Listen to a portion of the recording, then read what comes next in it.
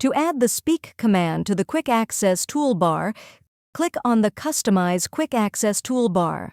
The Quick Access toolbar is present on the top extreme left of the screen, where you can see the PowerPoint logo. On the right side of the logo, there are icons for undo, redo, and more. At the end of the Quick Access toolbar, there is a drop-down. Click it. In the drop-down menu, click on the option More Commands.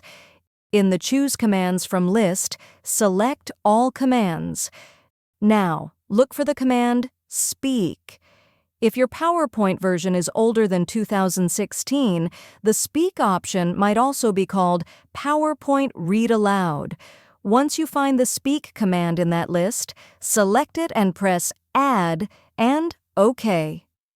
Now you can see the Speak icon on your Quick Access toolbar. Office tutorials. If you found this video helpful, please click the like button and subscribe to our channel for even more helpful tutorials.